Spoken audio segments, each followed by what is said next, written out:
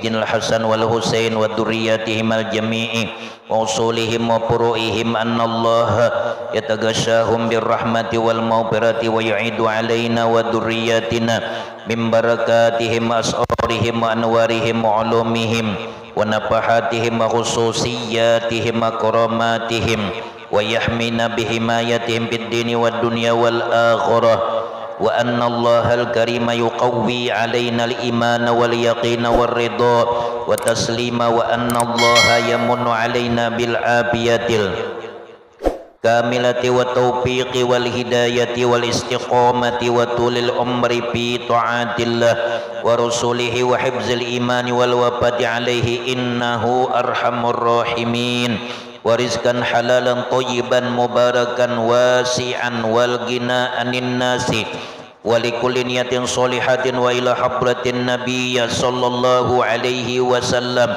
khairil bariyati sayyulillahumul fatihah. A'udzu billahi minasyaitonir rajim. Bismillahirrahmanirrahim. Alhamdulillahi rabbil alamin arrahmanir rahim maliki yaumiddin. Iyyaka na'budu wa iyyaka nasta'in ihdinas siratal mustaqim siratal ladzina an'amta 'alaihim ghairil maghdubi 'alaihim waladdallin amin.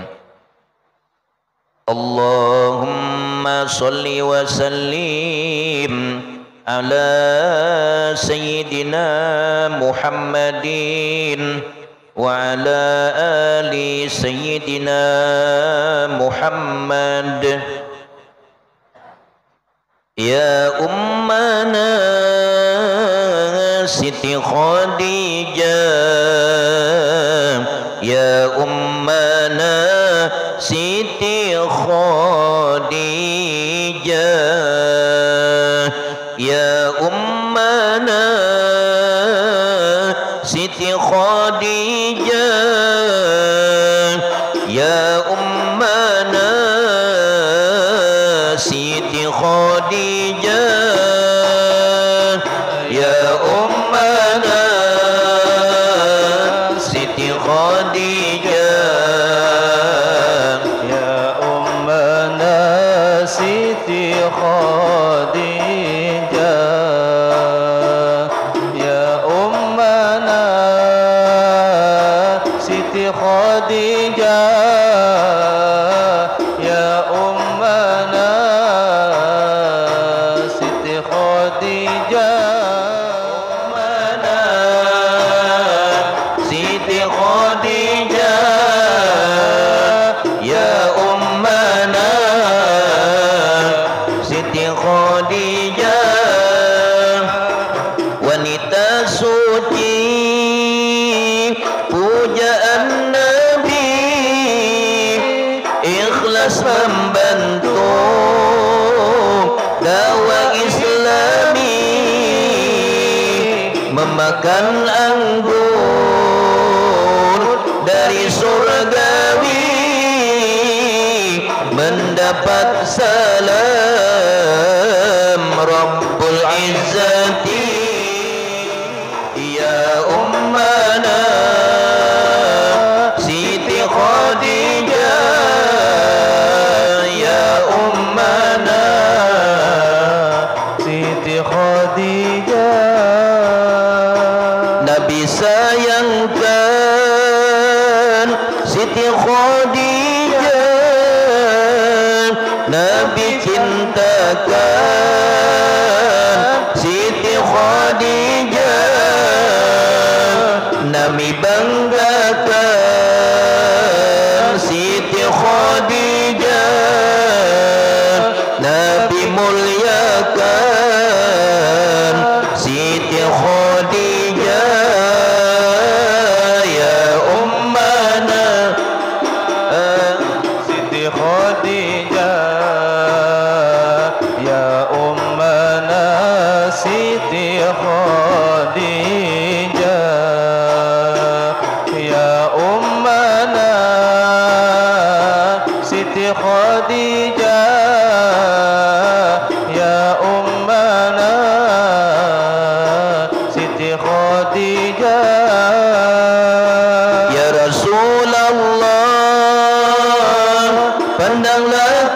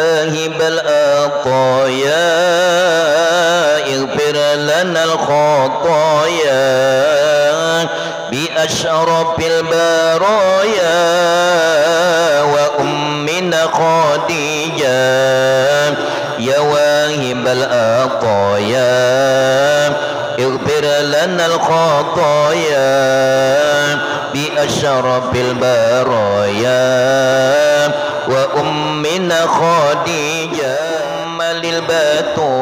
للبتولين بشراك باتصالي بالمصطفى الرسول بشراك بالمعية بشراك يا خديجة بأشرف البرية بشرى لك البشارة بجنة عالية بالآمين فأنت بالآماني تطالك الآماني دنيا وأخروية قد فزت بالسلام من ربنا الرحيم وجنة النعيم بغرفة باهية يا واهب العطايا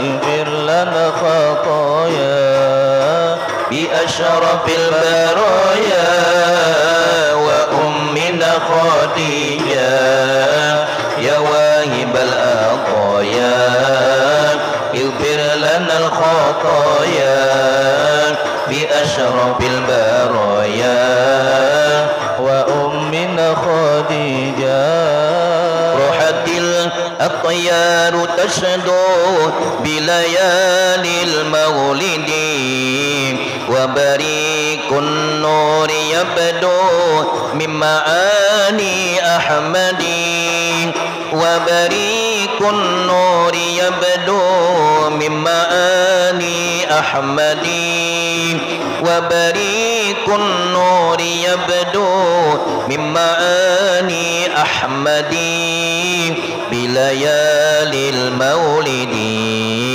بليالي المولد روحت الأطيار تشدو بليالي المولد وبريق النور يبدو بمعاني أحمد روحت الأطيار تشدو بليالي المولد وبريق النور يبدو بمعاني أحمد وبريق النور يبدو من معاني أحمد وبريق النور يبدو من معاني أحمد بليالي المولد بليالي المولد usia 25 berlayar yang kedua berdagang ke negeri Samnya harta Khadijah Kubra Khadijah menyertakanlah gulam nama Maisarah membantui Rasulullah intil bagi Khadijah ya Allah ya Rasulullah ya Khadijah al-Kubra rohatil at-tayyar tashdu bilayali al-mawlid wa bariqun nur yabdu min ma'ani ahmadi rohatil at-tayyar tashdu bilayali al-mawlid wa bariqun nur yabdu min ma'ani ahmadi wa bariqun nur yabdu min ma'ani ahmadi wa bariqun nur yabdu min ma'ani ahmadi bilayali al-mawlidi bilayali al-mawlidi kembalinya ke Makkah, Maisarah pun berkisah kepada Siti Khadijah, hal ani Rasulullah, hingga inginlah Khadijah mempersunting Rasulullah. Khadijah utus nafsiyah datang ke Rasulullah. Ya Allah ya Rasulullah, ya Khadijah al-Kubra, rahatil at-tayaru tashdu في ليالي المولد wa barikun nuri yabdu min ma'ani Ahmad ramadil at-tayaru tashdu bilayalil maulidi wa barikun nuri yabdu min ma'ani Ahmad wa barikun nuri يبدو من معاني أحمدي بليالي المولد بليالي المولد. Usia 25 menikahlah baginda dengan Khadijah al-Kubra. 20 sapinya, 40 tahun usia Sayyidah Khadijahnya. Namun Khadijah laksana gadis belasan tahunnya. Ya Allah ya Rasulullah, ya Khadijah al-Ummi, Allahumma salli wa sallim wa barik alaihi wa alihi. Assalamualaikum warahmatullahi wabarakatuh. A'udzu billahi minasy syaithanir rajim. Bismillahirrahmanirrahim. Alhamdulillahilladzi arsala rasulahu bil huda wa dinil haqq liyuzhirahu 'alad dini kullihi wa kafa billahi syahida wa kafa billahi alima.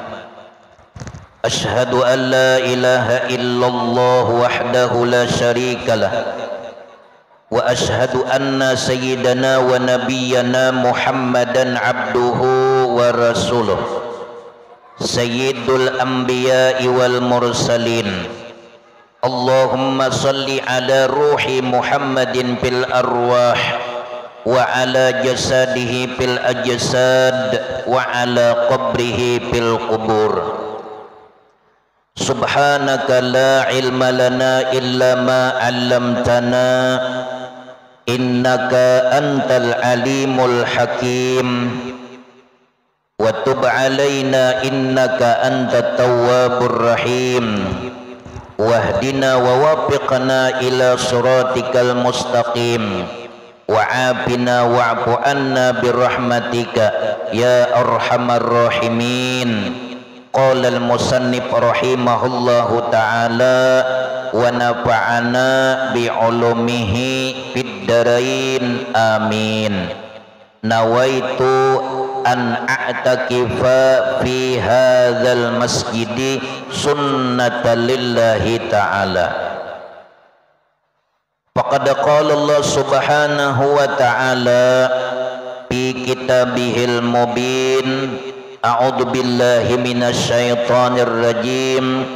Bismillahirrahmanirrahim. Qul in kuntum tuhibbunallaha fattabi'uni yuhibbukumullah wa yaghfir lakum dzunubakum. Allah subhanahu wa ta'ala berfirman di dalam Al-Quran yang artinya wallahu a'lam. Katakan olehmu wahai Muhammad, jikalau kalian ingin dicintai Allah, ingin dikasihi oleh Allah, maka ikutilah aku, yaitu Nabi Muhammad. Niscaya kalian dicintai oleh Allah dan Allah akan mengampuni dosa kalian.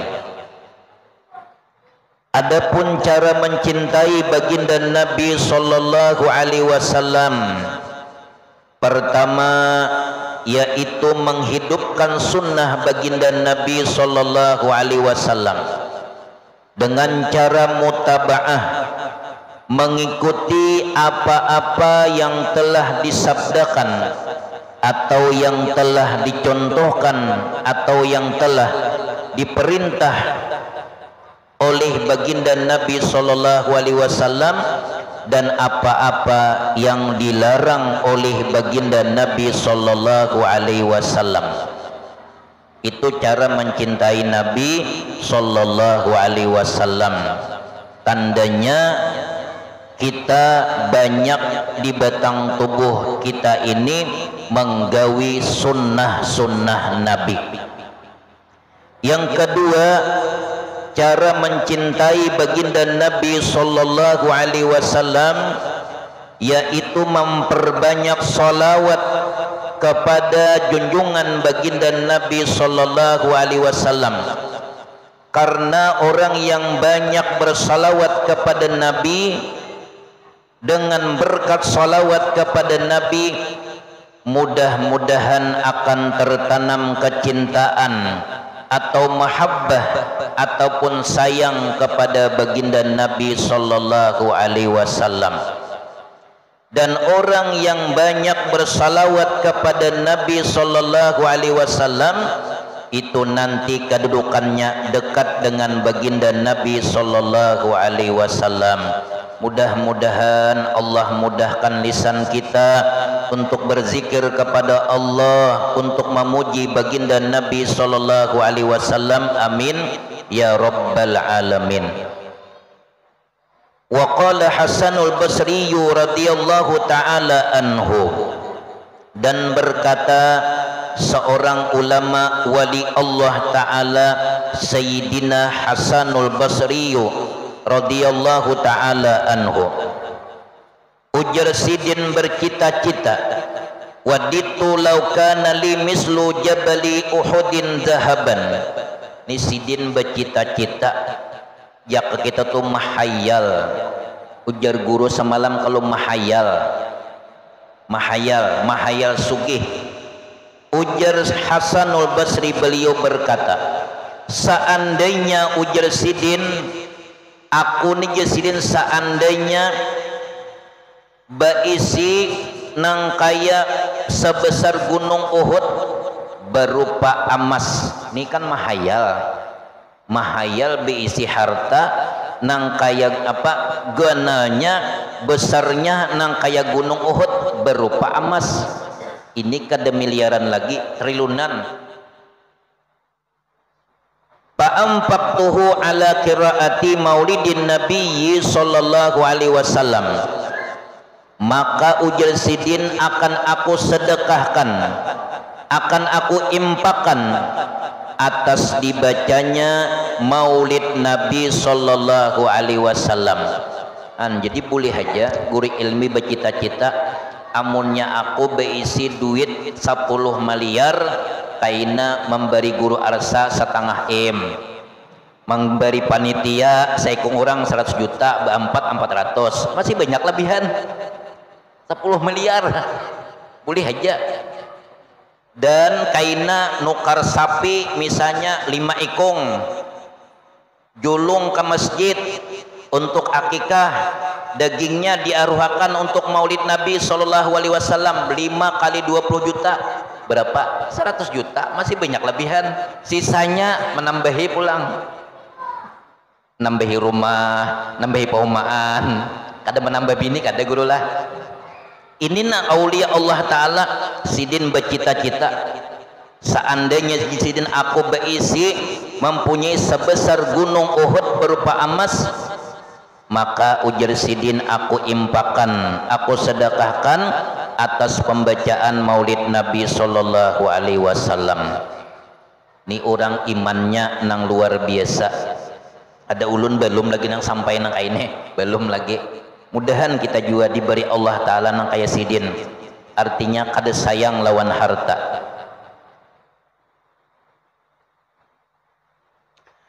Pada waktu dekat wafatnya Rasulullah sallallahu alaihi wasallam, Nabi sallallahu alaihi wasallam memerintahkan kepada Sayyidina Bilal bin Rabah untuk mengumandangkan adzan.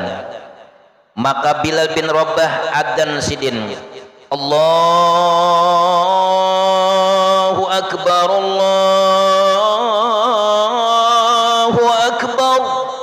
Itu adzan Makkah. Ya kalau adzan Makkah, kalau itu adzan Makkah saikong datang.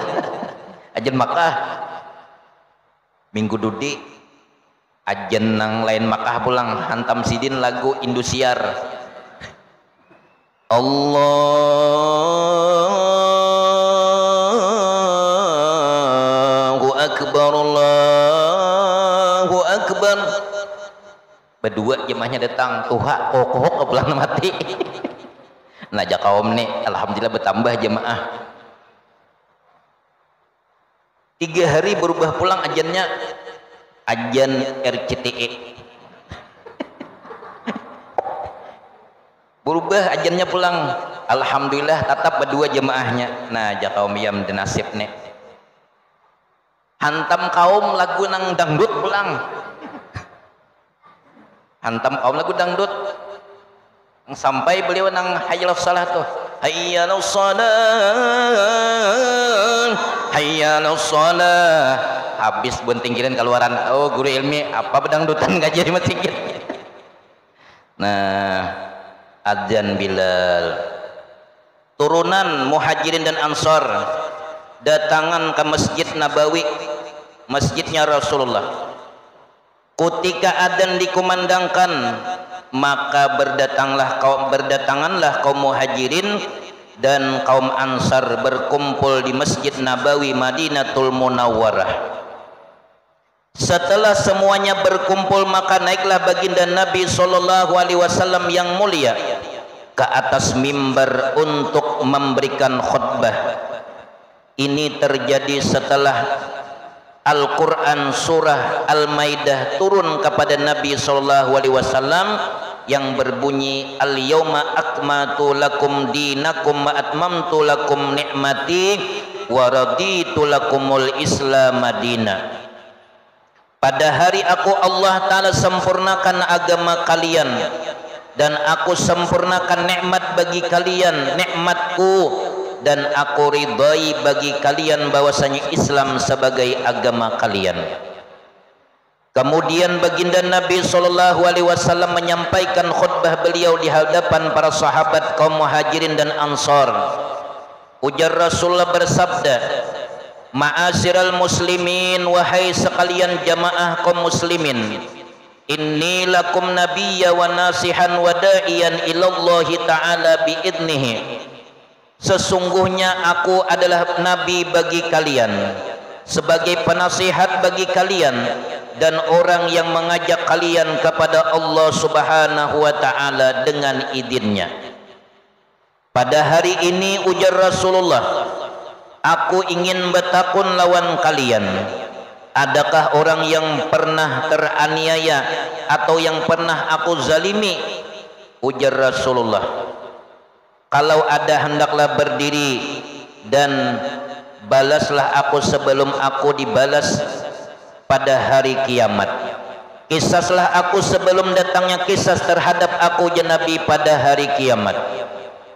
Para hadirin sabertaan tadiam, tak seorang pun yang berani menyahut daripada ucapan baginda Nabi sallallahu alaihi wasallam.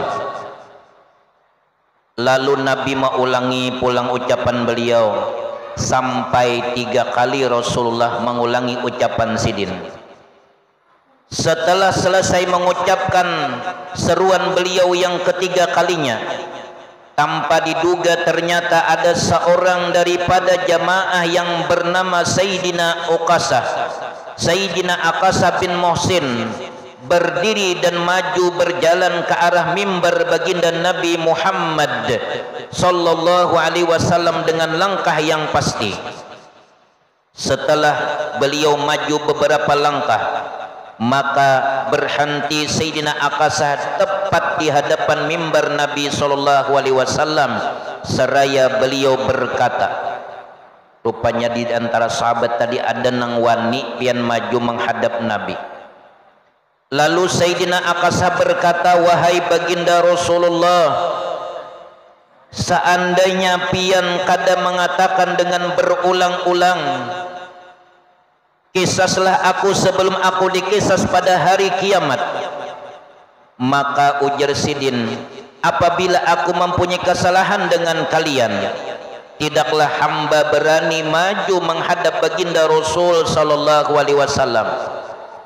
Lalu Rasulullah bertakun lawan Sayyidina Akasah, ujar Nabi, apakah kesalahanku terhadapmu wahai Akasah? Lalu Sayyidina Akasah beliau menjawab, ujar Sidin, pada waktu pulang, pada waktu bulik daripada perang Badar, hamba turun daripada unta hamba yang pada waktu itu berada di samping unta pian wahai baginda Rasulullah.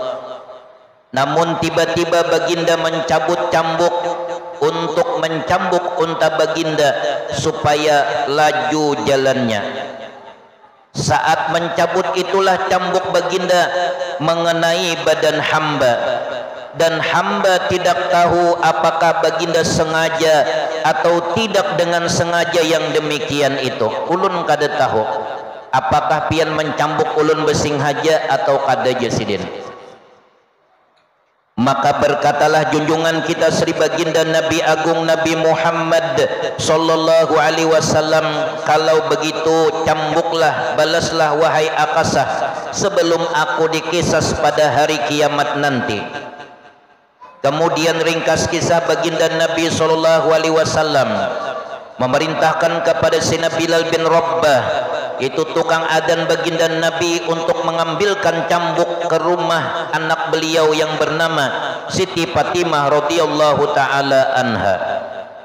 Kemudian Sayyidina Bilal bin Rabbah mengetuk pintu rumah Siti Fatimah.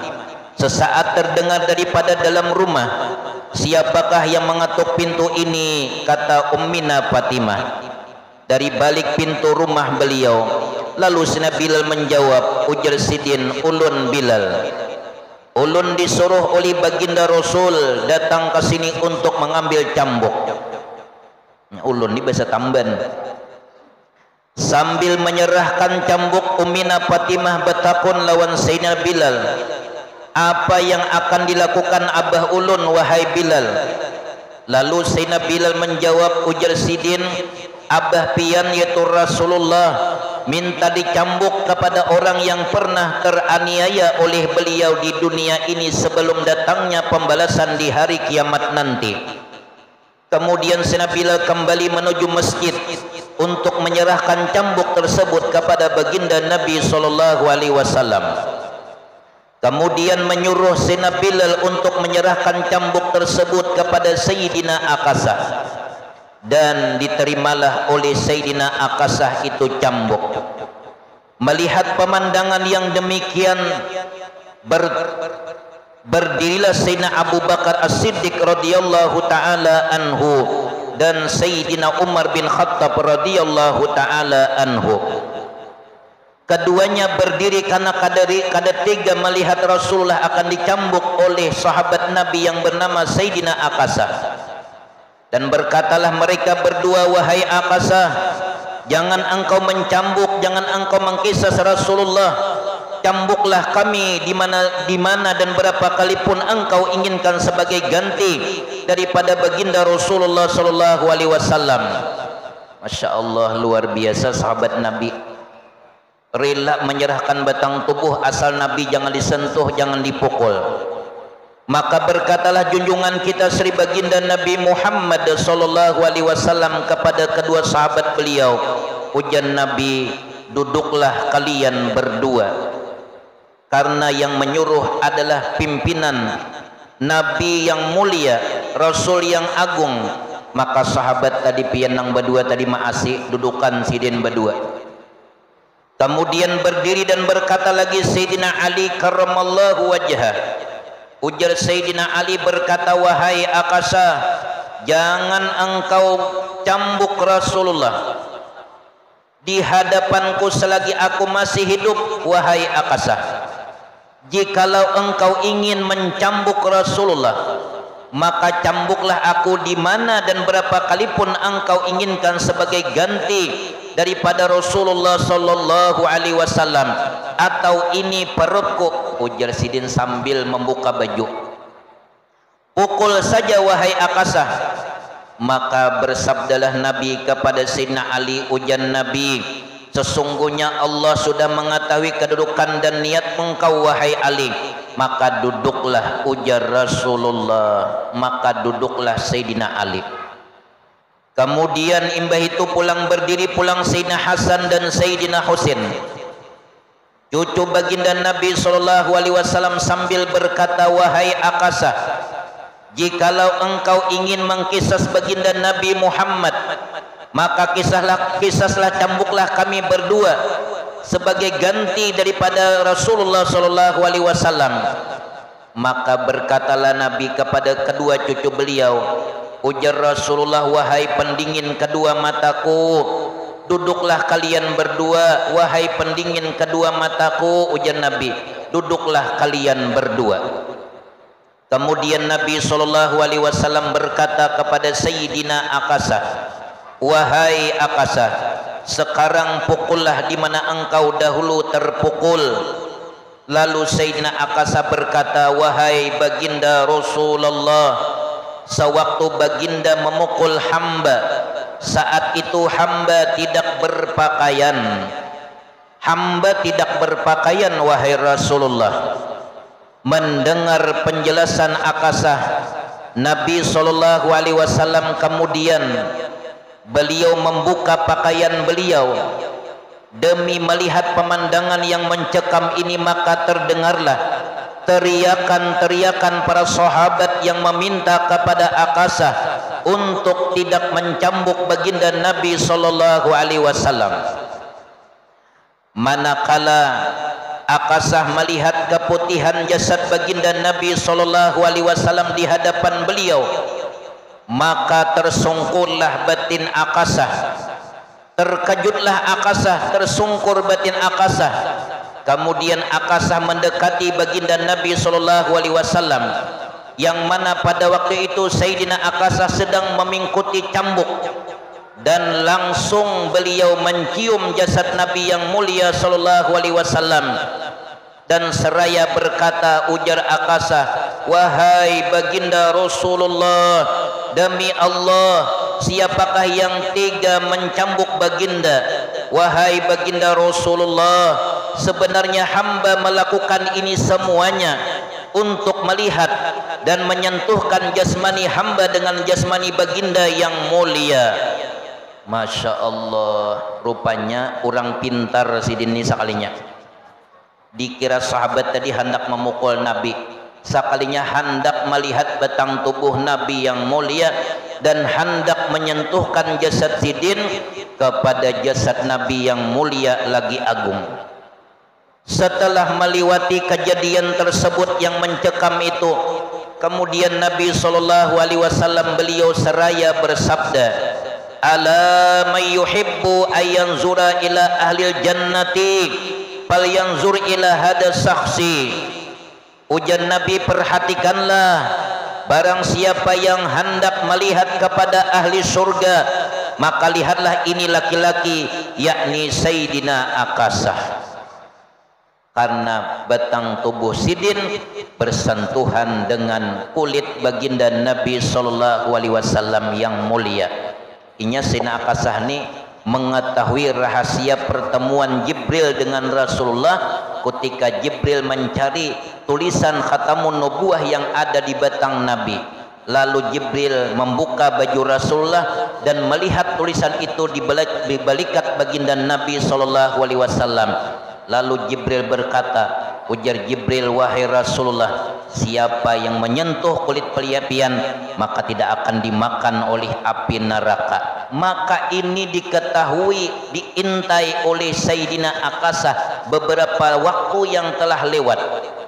Sebelum kejadian ini, ternyata kesempatan itu dengan anugerah Allah terjadi peristiwa sebab, yaitu di perang Badar Nabi mencabut cambuk sidin takana batang tubuh Sayyidina Akasah. Maka inilah kesempatan yang sangat berharga bagi Sayyidina Akasah radhiyallahu taala anha.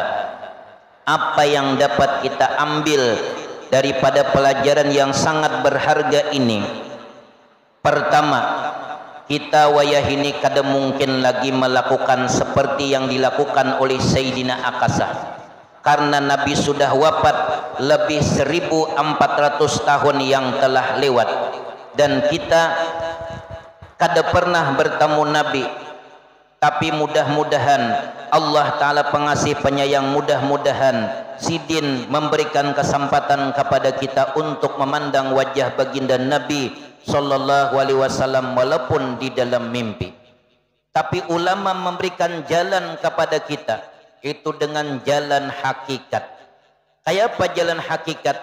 Jalan sebenar-benar diri, yaitu bahwasanya kita iktikadkan di dalam batin kita, di dalam perasaan kita, di dalam keyakinan kita bahwasanya jasadku dan rohku ini kada lain adalah diciptakan Allah daripada nur Nabi Muhammad sallallahu alaihi wasallam. Maka ketika kita mengiktikadkan seperti itu, maka karamlah kita, panalah kita di dalam nur Muhammad sallallahu alaihi wasallam. Sama halnya kita menyentuhkan jasmaniah kita dan roh kita kepada batang tubuh Nabi sallallahu alaihi wasallam yang sangat mulia dan sangat agung.